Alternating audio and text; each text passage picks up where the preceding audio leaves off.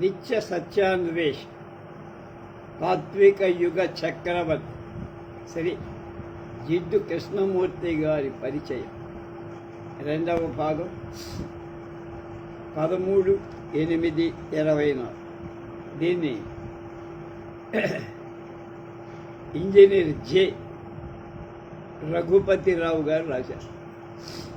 గడపాల్సింది వర్తమాన జీవితం అంటారు జిడ్డు కృష్ణమూర్తి. ఒకే చురుకైన జీవితాన్ని ప్రస్తుతం అంటే వర్తమానంలో పూర్తిగా గడపగలవా? జీవించలేకుండా ఉండటానికి కారణం నువ్వు గతమైపోవటమే. గతం నుండి పూర్తిగా తొలగకపోతే అసలు జీవించలే. ఇది అవగతం కాదు. కేవలం ప్రతిసారి వింటే చాలదు. మౌనంలోనే నిజమైన చేతనం. స్మృతి నుండి, జ్ఞానం నుండి, అనుభవం నుండి, కాలం నుండి స్పందించిన ఆలోచనని చైతన్యం అంటారు. ఆ ఆలోచన పనిచేసేది జ్ఞానంతోనే. అది వివేకంతో కలిసి పనిచేయగలదు. కానీ అత్యుత్తమంగా పనిచేసేది ఎప్పుడు అంటే దేశం, స్పేస్ అనేది మౌనంగా ఉన్నప్పుడు మాత్రమే. ఆలోచన అంతమైతే కానీ, అంటే ఆలోచన పూర్తయిపోతే కానీ మౌనం, దేశం, అసాధారణ కాలం, మాన భావన అస్సలు నీకు కలగదు. మానసికంగా అసలు కాలం లేదంటున్నారు జిడ్డు. రేపు నిన్ను చెట్టు కింద కలుస్తాను అనడం క్రమానుగత కాలం. రేపటిని గురించి భయపడుతున్నాడు అనడం మానసిక కాలం. అసలు మానసికంగా కాలమంటూ ఉందా? అదో ప్రశ్న. భయం. నాకు గాయం తగులుతుందేమో అని ప్రతి మానవ సంబంధాన్ని నెట్టేస్తున్నాం, దాని వద్దులే. అందువల్ల భయం. గత గాయపు జ్ఞానం భవిష్యత్ గాయపు భయాన్ని కలిగిస్తుంది. ఇదివరకు కలిగినటువంటి గాయపు జ్ఞానం ఏదైతే ఉందో అది భవిష్యత్తులో ఆ గాయం మళ్ళా తగులుతుందేమో అనే భయం. కనుక జ్ఞానమే భయాన్ని కలిగిస్తుంది. అయితే నాకు జ్ఞానం కావాలా అని అనుకుంటామా? సరిగ్గా చూడదు. మనస్సు పూర్తిగా నిశ్చలమైనప్పుడు, అంటే ప్రతిబింబం లేనప్పుడు అవగాహన ఉంటుంది. దేని వంక చూసినా నీకు దానికి మధ్య దూరం కనుక లేకపోతే అది సరిగా చూడటం అవుతుంది. అంటే no difference between you and the object you are seeing. You have seen or you are seeing. ప్రేమ ఉన్నప్పుడు మాత్రమే అలా జరుగుతుంది. అది ఆయన భాష్యం. ఖాళీ కరమత. మన బుర్రలు జ్ఞానంతో, విచారాలతో, సమస్యలతో, డబ్బుతో, హోదాతో, పదవితో గజిబిజిగా ఉంటాయి. ఆ విధంగా కొట్టుమిట్టాడుతుండటంతో అసలు ఖాళీయే ఎక్కడా కనపడదు. మరి ఖాళీ లేనిది నీకు ఆర్డర్, క్రమత అనేది ఉండదు. ఉద్దేశ్యము, ధ్యేయము సాధించాలనే కోరిక కానీ ఉంటే అక్కడ అసలు నీకు ఖాళీ అంటే ఎంప్టీ స్పేస్ అనేది ఉండదు. ఏకాగ్రత వల్ల ఖాళీ అస్సలు ఉండదు. అది లేకపోతే విశాలమైన ఖాళీ. కనుక ఏకాగ్రత ఉంటే ఖాళీ కనపడదు, అది లేకపోతేనే ఖాళీ. కేంద్రం లేకపోతే విశాలం. కేంద్రీకరించి చూస్తే ఖాళీ చాలా కొద్దిగా, పరిమితిగా ఉంటుంది. కేంద్రం లేనప్పుడు నేను అనే దాని రూపం అనేది అసలు లేకపోతే విశాలమైన ఖాళీ ఏర్పడు. నేను అనుకోగానే కుంచెత్తుకుపోతున్నది. ఖాళీ లేకపోతే క్రమత లేదు, ఆర్డర్ లేదు, స్పష్టత లేదు, ప్రేమ, కరుణ అలాంటివి రావు. కాలం, చైతన్యం. చైతన్యం కాలంతో రూపొందింది. కనుక కాలంతో రూపొందిందే చైతన్యం. ఆ చైతన్యమే కాలం. కనుక రెండింటికి అవినాభావ సంబంధం. దాన్ని రక్షించటానికే మన ప్రయత్నాలు చేస్తుంటాం. ఉనికి లేని చోట అంటే ఏమీ లేని చోట దాన్ని రక్షించటానికి ప్రయత్నిస్తాం. అక్కడ ఏం లేదుగా, మరి దాన్ని ఎందుకు నువ్వు రక్షించాలనే తాపత్రయం, అది నువ్వు పడే పొరపాటు అదే. చూడండి, రేపు అనేది నాకు స్థిరంగా కావాలి, స్థిరపడాలి. రేపు ఉంది అని గట్టిగా నాకు తెలుసు అనే జ్ఞానం ఉంటే మాత్రమే స్థిరత్వం ఉంటుంది. నాకు తెలుసు అంటే రేపు ఉందా లేదా నువ్వు చెప్పగలవు, దాని సెర్టెనిటీ అంట. గతం తప్ప నాకేమైనా తెలుసా అంటే నాకు తెలుసు అని ఎప్పుడైతే నువ్వు అంటావో ఆ క్షణంలోనే అది గతమైపోతుంది. కనుక నాకు తెలుసు అంటే అది పాస్ట్ టెన్స్లోకి వెళ్ళిపోయి, నాకు నా భార్య తెలుసు అన్నప్పుడు ఆమె గతాన్ని బట్టే కదా నీకు తెలియటం, గతాన్ని గురించిన స్థిరత్వం ఉంది కదా నీకు. కనుక భవిష్యత్తు గురించి అక్కడ నీకు లేదు. కనుక గతంలో పూర్తి భద్రత ఉంటుంది. కనుక గతంలోకి భవిష్యత్తును లాగాలి అనే ప్రయత్నం చేస్తుంటాం. ఇప్పుడు ఆలోచన పనిచేసేటప్పుడు ఉత్పన్నమవుతుందని తెలుస్తుంది. ఏమిటి? భయం. ఇక రేపటి గురించి ఆలోచించకపోతే భయమే లేదు. కనుక రేపటిని గురించి ఆలోచిస్తేనే భయం, ఇవాళ గురించి ఆలోచిస్తే భయం.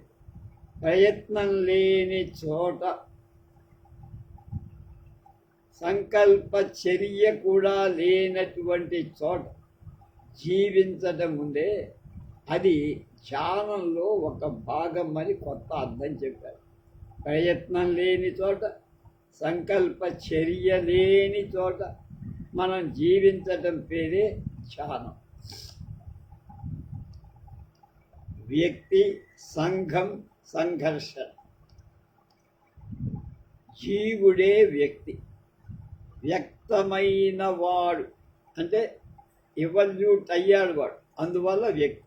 వ్యక్తపరచబడ్డాడు అంటే తెలియపరచబడ్డాడు. లోకంలో ఫలాని పుల్లయ్యో సుగరయ్యో అది, అలాగే ఫలాని చెట్టు.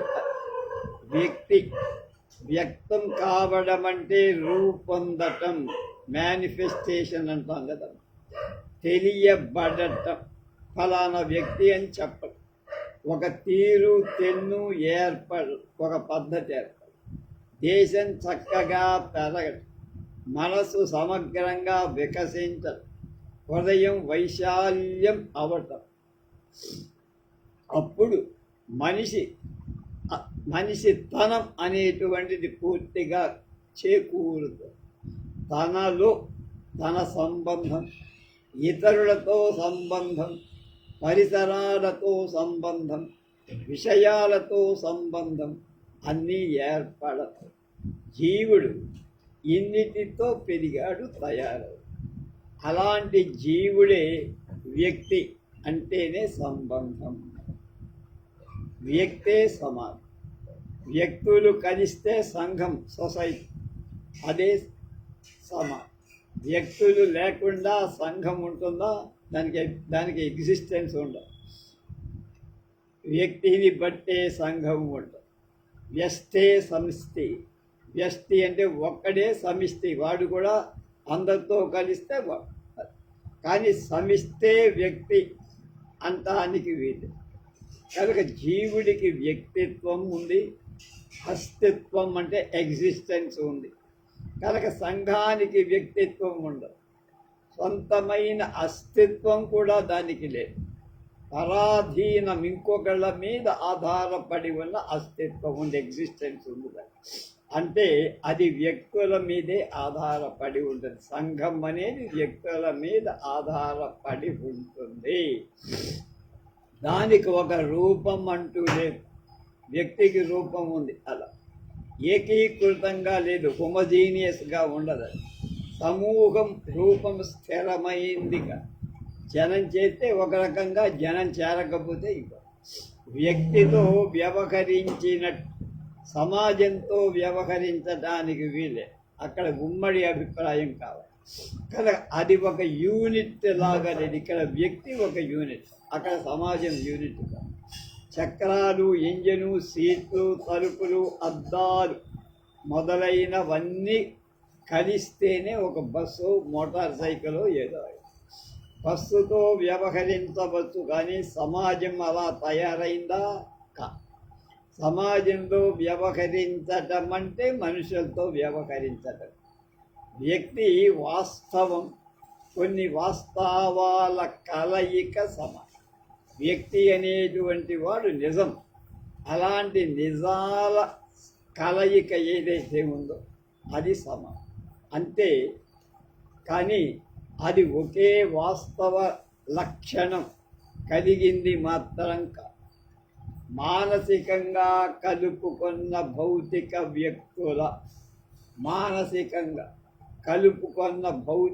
వ్యక్తుల సమాగమం కూడలి.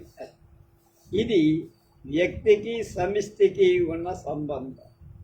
మా తెలుగు తల్లికి మల్లెపూదండ అని పాడతాం, శంకరంబాడి సుందరాచార్యులు గారి పాట. తెలుగు తల్లి ఉందా? ఎక్కడ చూశాడా ఎవడైనా? లేదు.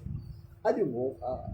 అయితే తల్లికి గుణం, లక్షణం, రూపం మనం ఆపాదిస్తున్న ఉన్నట్లుగా చూస్తాం. సమాజం కూడా అలాంటిదే.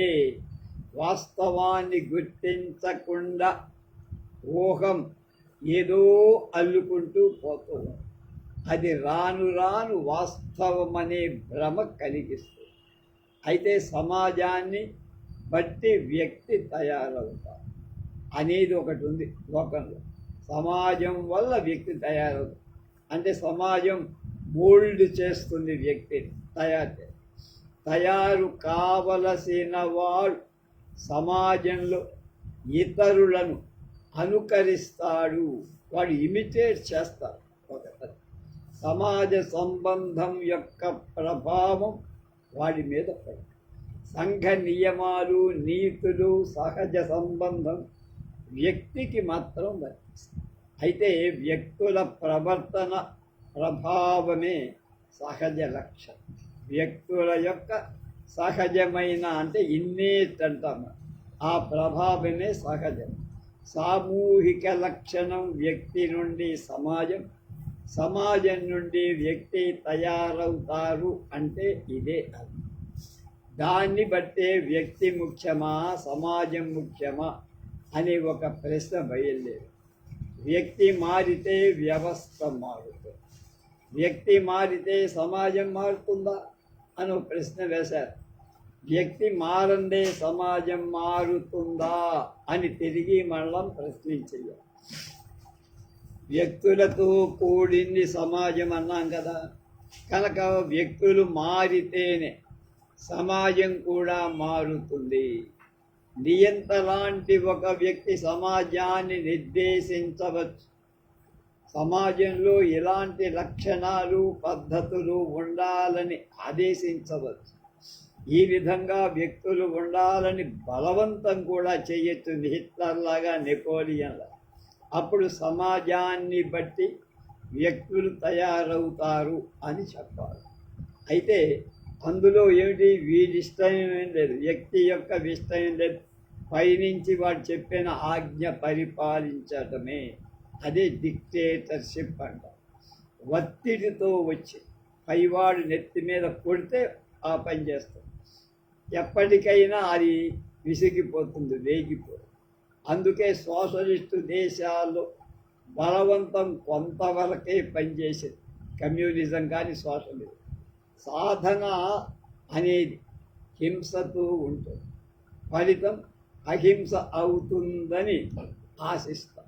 హింసలోంచి అహింసలా మారే స్వేచ్ఛ వ్యక్తికి ఉంది.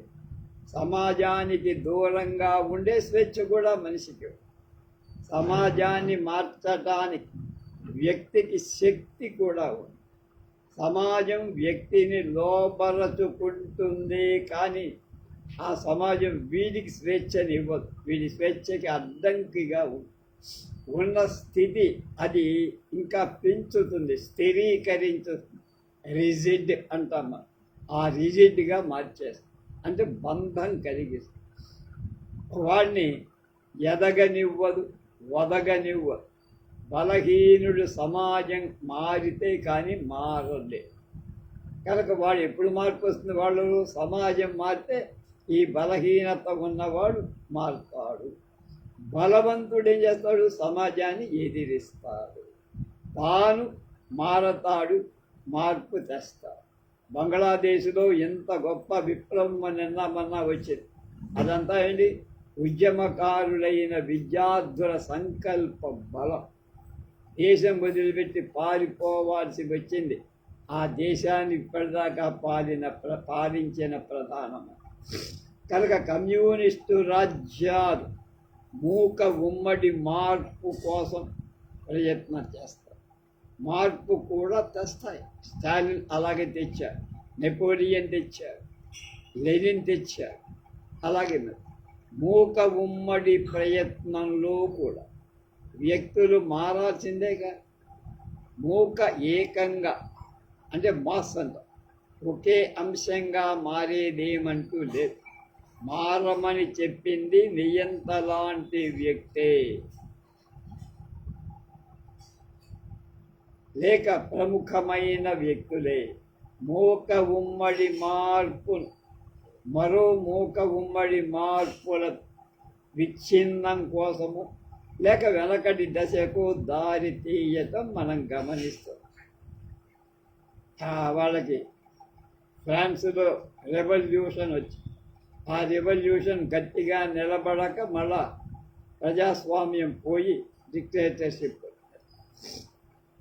కనుక హృదయ పరివర్తన ద్వారా వ్యక్తి మారితే సమాజం మార్పు స్వచ్ఛందంగా ఉంది. అలాగే కాకుండా బలవంతం చేస్తే అది ఆగదు. గదిలో వేసి పిల్లిని ఎంత బెదిరిస్తే అది దాని స్వేచ్ఛ కోసం అంత ప్రయత్నం చేస్తే ఎదురుతుంది. అంతేకాక స్థిరంగా మరింత సహేతుక పరిమాణానికి అవకాశం కలదు. మార్పుకు ఇష్టపడని సమాజం కుక్కలాంటి. మార్పు చెందే వ్యక్తిని చూసి అది మురుగుతూనే ఉంటుంది, వెంటబడుతుంది. లెక్క పెట్టకపోతే మురికి నోరు మూసుకుంటుంది. దానికి ఆయాసం వస్తుంది. రాళ్ళు విసిరితే ఇంకా మురుగుతుంది. గట్టిగా కొడితే పారి. మాంసము రొట్టో ఒక ముక్క పడేస్తే గమ్మున కుక్క బిస్కెట్ అంటమే అదేసిన. కానీ మార్పుతో నిజమైన ఆసక్తి కలవ సమాజాన్ని ఏమాత్రం లెక్క చేయదు. ఉదాసీనంగా, ఔదార్యంగా, నిర్లిప్తంగా తన పని తాను చేసుకుంటూ పోవాలి. సమాజంలో ఘర్షణ వ్యక్తిలో వ్యక్తికి, వ్యక్తితో వ్యక్తికి, వ్యక్తిలో వ్యక్తికి, వ్యక్తితో వ్యక్తికి, సమాజంతో వ్యక్తికి, భావాలతో, నమ్మకాలతో, పరిసరాలతో, ప్రకృతితో వ్యక్తికి, సమాజానికి వ్యతిరేకలు వస్తుంటాయి, వ్యతిరేకతలు వస్తాయి. అవి ఘర్షణలు అంటాం. అక్కడ అంటే అలజడి ఒకటి ఏర్పడు, కయాస్, కన్ఫ్యూజన్ అంట. యథార్థాన్ని వదలి అభిప్రాయాలతో బతకాలనుకోవటం అనేది ఘర్షణ.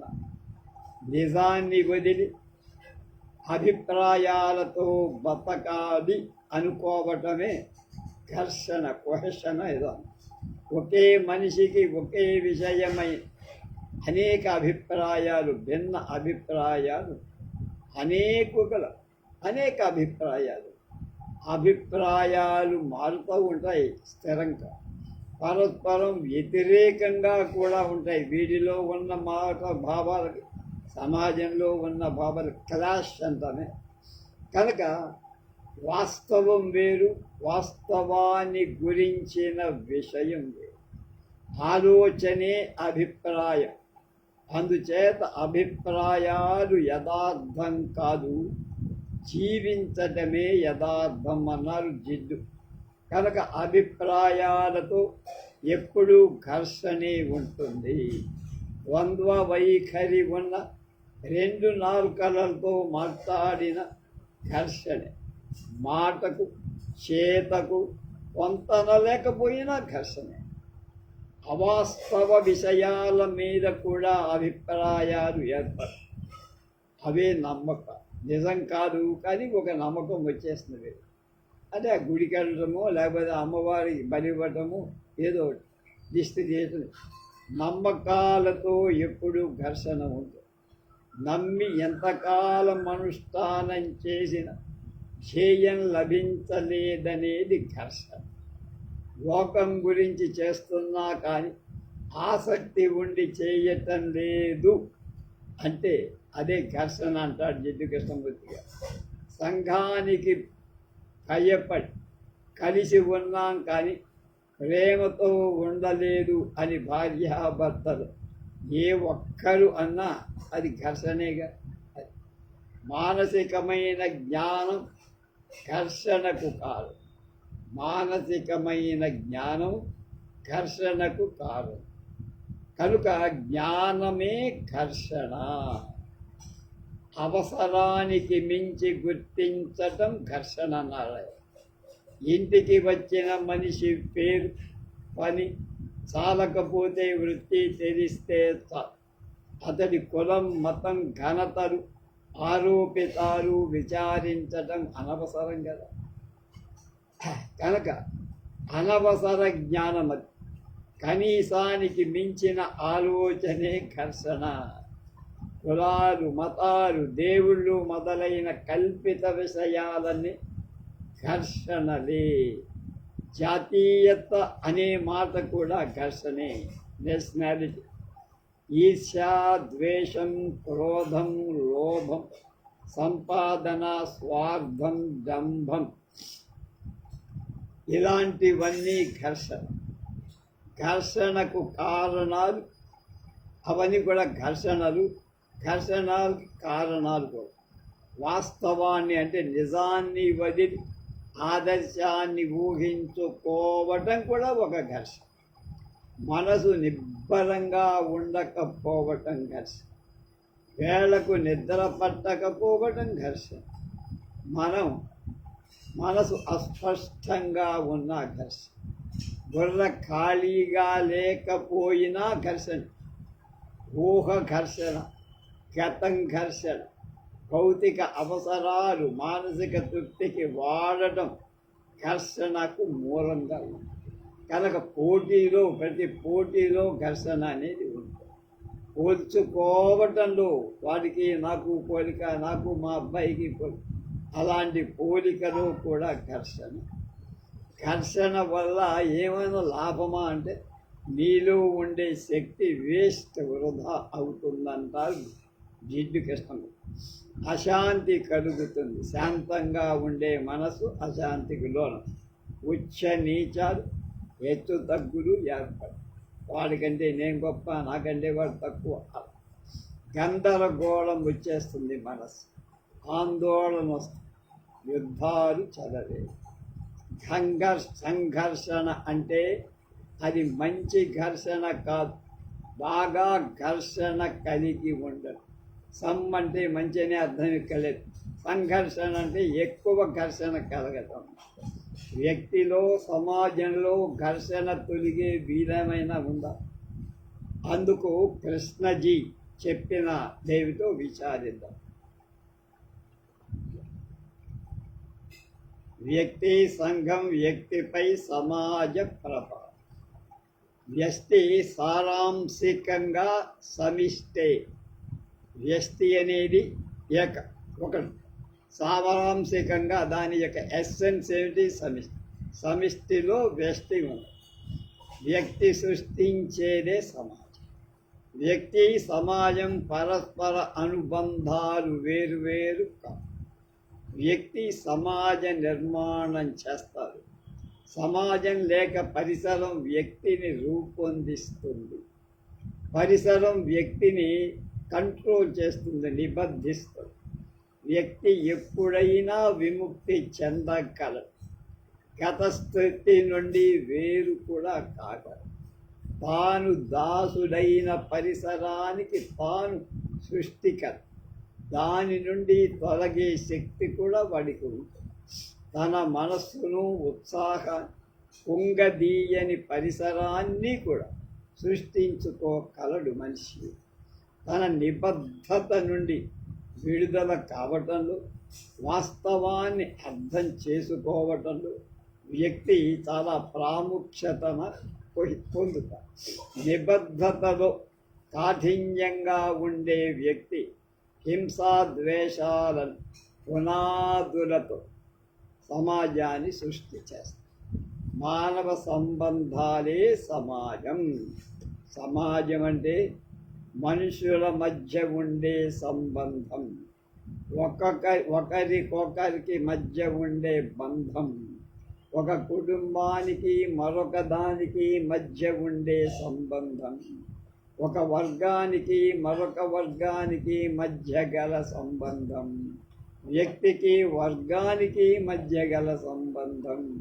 మానవ సంబంధమే సమాజం.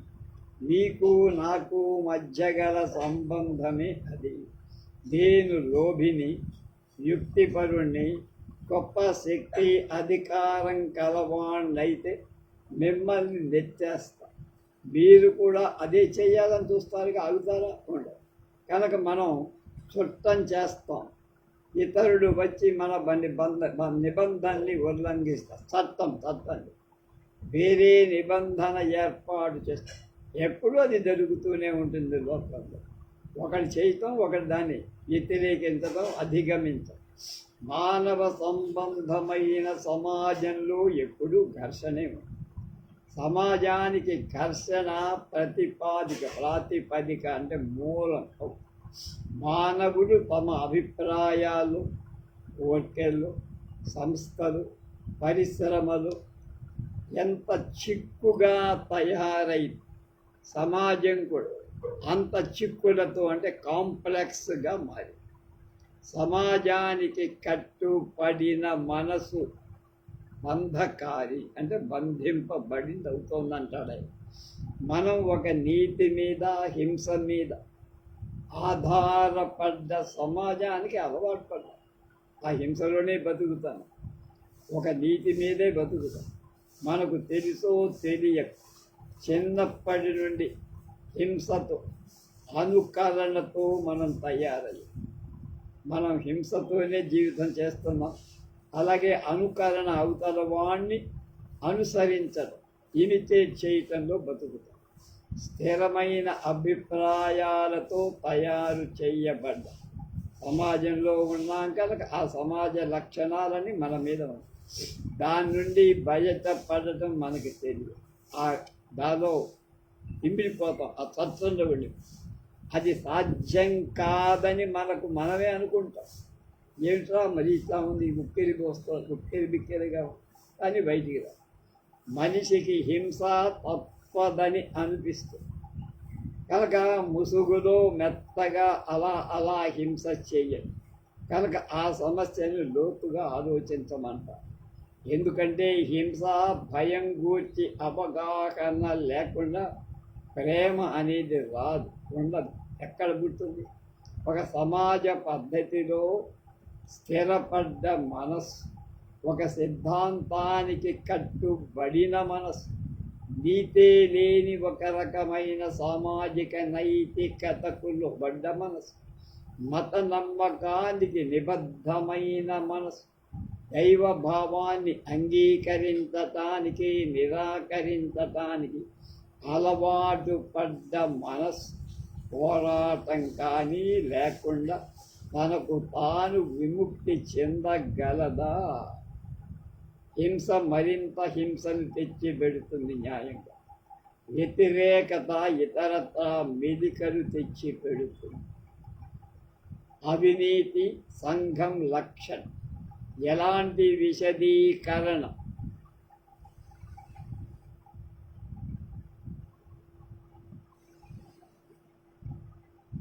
లేకుండా ఇతరులు కష్టాలు, నిరుత్సాహాలు మొదలైనవి అధిగమించడానికి మనం సాయం చేస్తూ ఉంటాం. ఈ సమాజానికి సరిపడే వాళ్ళుగా తయారు చేయాలని ప్రయత్నం చేస్తూనే ఉంటాం. అవినీతికరమైన సమాజంలో మనుషుల్ని ఇరికించడానికి ప్రయత్నించడం అంత ముఖ్యమా? కావాలా అంటున్నారు. సమాజగత మనసు అవినీతిమయం. మనసు సమాజం వల్లనే మలచబడింది, సంస్కృతి ద్వారా తయారై పోషింపబడి. సమాజం అవినీతిమయం ఎప్పుడు ఆ స్థితిలోనే ఉంటుంది, లోపల కుళ్ళిపోయి క్షీణిస్తుంది, తనకు తానే నాశనక. అంచేత సమాజం ప్రభావంలో ఉండే మనస్సు కూడా అవినీతిమయంగా ఉంది. అది క్రమంగా కృషించిపోతుంది. అంతేగా సమాజం మనిషిని పతనం చేస్తుంది. సమాజం నశించిపోయే స్వభావం కల పరిపూర్ణమైన పెర్ఫెక్ట్ సమాజం అంటూ ఉటోపియా అన్నారు. ఆ ఉటోపియా ఉండదక్క. పరిపూర్ణ సమాజం తాపత్రయం మొదలైన అంటే పరిపూర్ణ సమాజం అంటే లోభం, ఈర్ష్య, సంపాదన, అస్థిరమైన ఆనందం, అధికార తాపత్రయం మొదలైన వాటితో ప్రోద్బలమైన మానవ సంబంధం. ఈర్ష్యను అభివృద్ధి పరచలేం, అది ఆగిపో. రెండు నాల్కల ధోరణిలో ఆదర్శాలు వర్ణిస్తూ నాగరికమైన ముసుగులో కప్పితే అదేం సరిపో. అంత మాత్రాన హింస ఏం ఆగదు. కనుక ఈ సమాజానికి తగినట్లుగా స్థిరపడమని మన పిల్లలకు చదువు చెప్పడం, వినాశం వైపున ప్రేరణ భద్రంగా ఉండేట్లు ప్రోత్సహించటమే. నెగ్గటం అనే నిచ్చెనకు ఎగబ్రాకం ఎవరిగానూ తయారు గుర్తింపు మన వినాశనానికి కారణం, సమాజ నిర్మాణానికి మూలం. మన వినాశనానికి కారణం సమాజ నిర్మాణానికి. దానిలో భాగం పంచుకోవటం అంటే దిగజారిపోవటమే, పతనం అంట. సామాజిక నీతి అంటే కేవలం మర్యాద, అపేక్ష, లోభం, ఏదో సాధించాలన్న భ్రాంతి, దాన్ని గుర్తించాలనే తపన, పదవి అధికారం యొక్క క్రూరత్వం, ఒక సిద్ధాంతం ఐడియాలజీ పేరుతోనూ దేశం పేరుతో చంపటం అనేది సమాజ నీతి. సమాజం ప్రజాపీడనాత్మకంగా అంటే ప్రజల్ని బాధిస్తున్న ప్రజాస్వామ్యం పేరుతో ఉన్న మార్పు సున్నా ఏముండదు. ఏ సమాజ విధానంలో మొత్తం మార్పు ఎప్పుడూ రాదు. మొత్తం మార్పు ఎప్పుడు నమ్మకాల మీద, వాటితో కూడిన మతం మీద, మతం పేరుతో ఉన్న సంప్రదాయం మీద, కొన్ని ఆర్థిక విషయాల మీద సమాజం ఆధారపడి ఉంది. అంతే కదా. నువ్వు దానిలో ఒక భాగానివి, వాటితో సర్దుకుపోవటానికి అవస్థ పడుతున్నావు నువ్వు, నేను. ఆ సమాజం ఆర్జనం నుండి కలిగింది. అంటే సంపాదన మీద ఈర్ష్య, భయం, లోభత్వం, సంపాదయత్నాలు, అప్పుడప్పుడు తడుపుమనే ప్రేమ, వాటి నుండి పుట్టిందే సమాజం. తెలివిగా ఉండాలన్నా, నిర్భయంగా ఉండాలన్నా, సంపాదన లేకుండా ఉండాలన్నా, అలాంటి సమాజంలో సర్దుకోగలవా అని ప్రశ్న. కుటుంబం చేసే హాని. కుటుంబం ఏర్పడటానికి వివాహం ఒక వ్యవస్థ అని భావిస్తున్నారా అబ్బాయిలు? కుటుంబం అనేది ఒక యూనిట్గా సమాజానికి విరుద్ధంగా లేదా? అనిపించట్లేదా మీకు? క్రియాకలాపం మొదలయ్యే కేంద్రం లేదా? మిగతా సంబంధాలపై ఆధిక్యత పొందే వేర్పాటు సంబంధం కదా? తన్ను తాను కప్పేసుకునే చర్య కదా పెళ్ళంటే? విభాగాన్ని, వేర్పాటును, ఎక్కువ వాళ్ళని, బలవంతుణ్ణి, బలహీనుణ్ణి సృష్టించేది కదా. కుటుంబం ఒక సంస్థగా మొత్తాన్ని వ్యతిరేకిస్తుంది.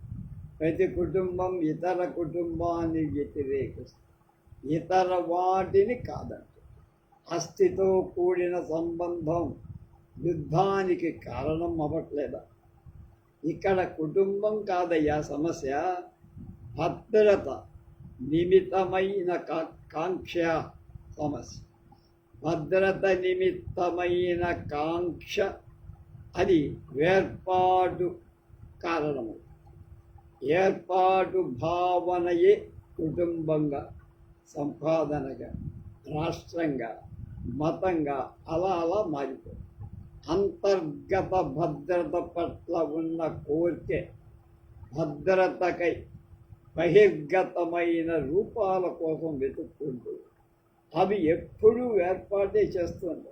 కుటుంబమన్నా, పెళ్ళన్నా, బంధుత్వమన్నా అది వేర్పాటుకు కారణం. భద్రతను కోరే కోరికే భద్రతను భంగం చేస్తుంది. విడితనం, వేర్పాటువాదం తప్పనిసరిగా విచ్చిత్తు తెచ్చిపెట్ట ఇబ్బందికరం. జాతీయత, వర్గం, వ్యతిరేకత, యుద్ధం, ఏర్పాటుతనం యొక్క లక్షణాలు. అంతర్గత భద్రతకు సాధనమైన కుటుంబం అక్రమతకు, సామాజిక వైపరీత్యానికి ఆధారంగా. ఇతరులని వాడుకోవటం అంటే ఏమిటి? పరస్పర సంబంధాలలో ఉన్న అవిని వాడుకోవటం సులభమే. మనం ఒకరికొకరు పరస్పర సంతృప్తికి వాడుకుంటూ మన దగ్గర లేనిది వాడికి ఇవ్వడం, వాడి దగ్గర లేని మనకు. ప్రస్తుత సమాజ నిర్మాణం అదే. మన సంబంధం అవసరం మీద, వాడుక మీద ఆధారం. అధికారంలోకి రావటానికి నీకు ఓట్లు కాదు, నువ్వు పొందాలనుకున్న దానికై మనుషుల్ని వాడుకుంటావు. డబ్బిస్తావు, బెదిరిస్తావు, పదవిస్తానంటావు, ఏదో చేస్తావు. లేదా పొలం రాసిస్తానంటావు. వాళ్ళకు కావాల్సింది వాగ్దానం. ఆడదానికి మగవాడు కావాలి, మగవాడికి ఆడది. మన ప్రస్తుత సంబంధం అవసరం, వాడుక మీద ఆధారం. అలాంటి సంబంధంలోనే హింస ఇమిడి ఉంది అంటున్నారు జిడ్డు కృష్ణ. సామాజిక నిర్మాణం పరస్పర అవసరమే. వాడుక మీద ఆధారపడి ఉన్నంత వరకు హింస, ఈట నుండి విడిపోవటం, అందులోంచి చీలికలు రావటం తప్ప. నా వ్యక్తిగత సంతృప్తికి నేను నమ్మిన సిద్ధాంత సాధన, నేను ఇతరుని వాడినంత కాదు భయం, అపనమ్మకం, వ్యతిరేకత ఉంటాయి. నేను వాడుకున్నా కనుక వాడు కూడా నన్ను వాడుకుంటాడుగా అనే భయం వస్తుంది. అలాంటప్పుడు సంబంధం అనేది ఆత్మను ఏర్పాటుతనం, విచ్ఛిన్నత్వం అవుతుంది. కనుక అది ఆ ఏర్పాటుతనం వస్తుంది, ఆ దాన్ని విడిపోవడం, విచ్ఛిన్నత్వం. కనుక వ్యక్తి జీవితంలో, లోక వ్యవహారాల్లో ఇది నిజమైంది, వాస్తవం, బాధాకరం కూడా విడిపోవడం. ఒకరిని మరొకరు వాడుకోవటమే సమాజం. నాకు తపాలా మనిషి కావాలి అంటే పోస్ట్ మ్యాన్, అతన్ని నాలో దాగిన కోరిక నెరవేర్చుకోవటాన్ని వాడితే అది సామాజిక అవసరం. నాకు ఒక పాల మనిషి తపాలా, మానసికమైన అవసరం కాదు. మన సంబంధం వేరే. ఈ మానసిక అవసరం అంటే ఇతరుని వాడుకోవడం. దానివల్ల హింస, దుఃఖం రెండిటికి అది ఒక ఆసరా, అంటే దానికి హెల్ప్ అవుతుంది. మానసిక అవసరం అధికారానికై వెదికే అవసరం తెచ్చిపోయి మన ఉనికికి సంబంధించిన అనేక స్థాయిలలో మానసిక తృప్తికి అధికారాన్ని వాడతారు.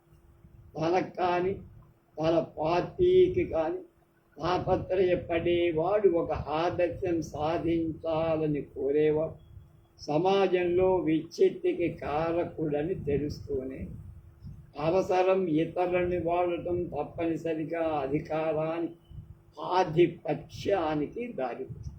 ఒక అభిప్రాయానికి సంబంధించిన అధికారం ఖడ్గంకి సంబంధించిన అధికారం రెండు ఒకటి. ఖడ్గం నరుగుతుంది, నీ అధికారం కూడా ఇంకోటి పాటు చేస్తుంది. కనుక రెండూ నాశనం చేసేది. ఖడ్గంలాగానే అభిప్రాయం, నమ్మకం కూడా ఒక మనిషికి వ్యతిరేకం, ప్రేమకు పూర్తిగా విరుద్ధంగా. ఇవాల్టి విద్య మనిషిని ప్రేమకు దూరం చేస్తోంది.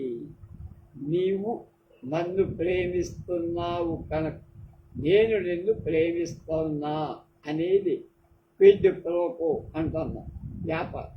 అది మార్కెట్లో కొనుక్కునేది ప్రేమ ప్రేమించడం ప్రయోజనం కోరేది కాదు. ఏదో ఇస్తున్న భావన కూడా అందులో ఉండకూడదు. అలాంటి ప్రేమే స్వచ్ఛతను ఎరగదు. కానీ మీకు ఈ విధమైన విద్య ఎవడూ నేర్పల. మీరు లెక్కల్లో, కెమిస్ట్రీలో, జాగ్రఫీ, హిస్టరీలో తర్ఫీదు కొన్ని, అది అంతటితో ఆగబడాలి. ఇవాళ కంప్యూటర్ విద్యలో, టెక్నాలజీలో అది మీ తల్లిదండ్రులకు అంతవరకే పట్టు. మీకు మంచి ఉద్యోగం వస్తే చాలు, మీ జీవితం విజయవంతమైనట్టే అనుకుంటారు. వాళ్ళకు డబ్బుంటే బిడ్డల్ని ఇతర దేశం పంపుతారు. ప్రపంచంలో ఇతరుల మాదిరిగానే డబ్బు సంపాదించడమే వాళ్ళ తల్లిదండ్రుల చేయి. సంఘంలో గౌరవంతో కూడిన పదవులు పొందటమే వాళ్ళ చేయి. ఎంత ఎత్తుకు పోతే అంత దుఃఖం ఇతరులకు తెచ్చి పెడతారు. అంత ఎత్తుకు ఎదగాలంటే మీరు పోటీ పడాలి, కటువుగా ఉండాలి. కాబట్టి ఆశ, పోటీ, కాఠిన్యం ఉన్న స్కూళ్ళకే తల్లిదండ్రులు తమ పిల్లల్ని పంపుతారు. అందుకే మన సంఘం ఎప్పుడు గొల్లబారిపోదు, నిరంతరం చీకాకులతో కూడి ఉంటుంది. రాజకీయవాదులు, న్యాయవాదులు, మహాపురుషులు, మహాత్ములు అనబడేవాడు శాంతి గురించి ఎంత మాట్లాడినా అందులో అర్థం అర్థం ఉండదంటున్నారు. సమాజానికి ప్రమాదకరమైన వ్యక్తి స్థిరమైన పద్ధతిలో సమాజంలో సర్దుకుపోవాలనే కోరిక ఉన్నంతకాలం అతడు మర్యాదపరుడు. కానీ ఆ పద్ధతికి వేరైన ఆసక్తి కలిగిందంటే వాడు ప్రమాదకారిగా ముద్ర పడుతుంది. అందుకని నువ్వు పూర్తిగా అభిలాష, ఆసక్తి కలగకుండా చేస్తుంది సమాజం. కనుక నీకు ఆ ఛాన్స్ ఇవ్వకుండా ప్రయత్నం చేయి. నీ ఆసక్తి, నీ ఉనికి పూర్తిగా ప్రకటిస్తుంది. కనుక అది విప్లవాత్మకమైన చర్యకు కారణం. మంచి మనిషి మంచిపో, తెలివి ఉన్నవాడు మంచి సమాజాన్ని సృష్టిస్తాడు. కానీ మంచి పౌరుడు మంచి తెలివి గలవాడిని తయారు చేసే సమాజాన్ని సృష్టిస్తాడా అంటే లేదు. మళ్ళా తెలివి ఉన్నవాడు మంచి సమాజాన్ని సృష్టిస్తాడు. కానీ మంచి పౌరుడు మంచి తెలివి గలవాడిని తయారు చేసే సమాజాన్ని సృష్టించలేదు. పౌరుడు ఆధిపత్యం వహిస్తే పౌరుడికి మనిషికి మధ్య ఘర్షణ తప్ప. మనిషిని బుద్ధిపూర్వకం అగౌరవించే సమాజం నాశనమై మానవుడి మానసిక విధానం అర్థమైన పౌరులకు మనిషికి మధ్య సమన్వయం కుదరదు. దేశం కానీ సమాజం కానీ అంతర్గత మానవుణ్ణి పట్టించుకో. బహిర్గత మానవుణ్ణి అంటే పౌరుని మాత్రమే పట్టించుకుంటుంది సమాజం. అంతర్గత మానవుణ్ణి అది కాదనచ్చు. కానీ బహిర్గత మానవుణ్ణి అంతర్గత మానవుడు అధిగమిస్తారు. దానితో పౌరుడిగా ఉక్తిగా ఏర్పాటు చేసిన పథకాలను అంతర్గత మానవుడు పాడు చేస్తాడు. భవిష్యత్తు నిమిత్తం దేశం వర్తమానాన్ని త్యాగం చేస్తుంది. భవిష్యత్తు గూర్చి తనకు తాను భద్రత వహిస్తూ ఉంది. ప్రస్తుతం కాక భవిష్యత్తే పరమావధిగా మనిషిని గౌరవిస్తుంది. తెలివితేటలు కలవాడికి ప్రస్తుతం వర్తమానం ఇప్పుడు అనేదే అతి ముఖ్యం, రేపు కాదు. రేపనేది వాడిపోతే ఇవాళ ఉన్నదేమిటో నీకు అర్థం కాదు. ఉన్న దాని యొక్క అవగాహన వర్తమానంలో పరిమాణం ఏమిటో తెలుస్తుంది. ఎంత సాధించి ఈ పరిమాణం అంటే సైజ్ అత్యంత చాలా ముఖ్యమే. మనిషితో పౌరుడి సమన్వయపరచడం ముఖ్యమేం కాదు.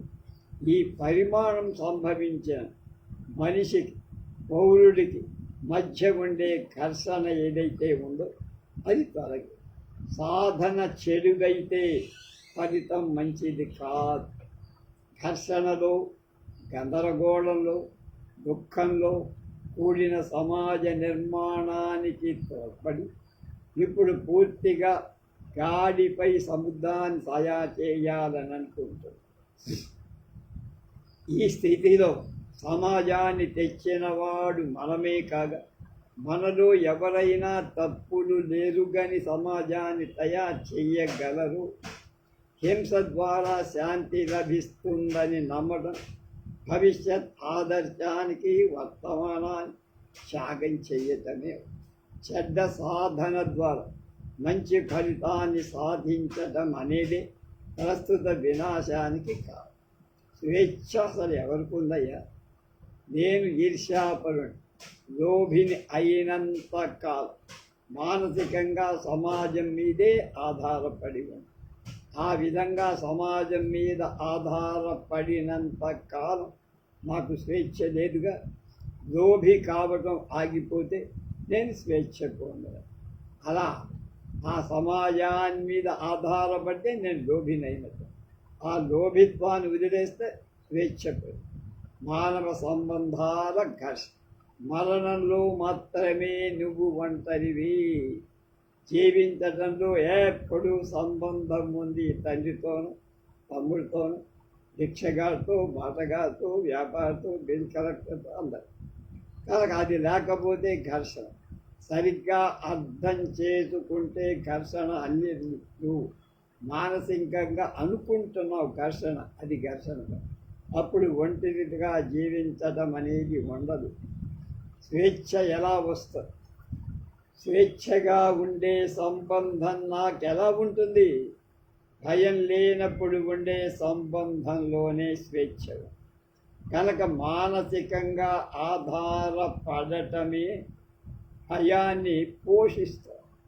ఈ ఆధారపడటం నుండి నువ్వు బయటపడి స్వేచ్ఛ.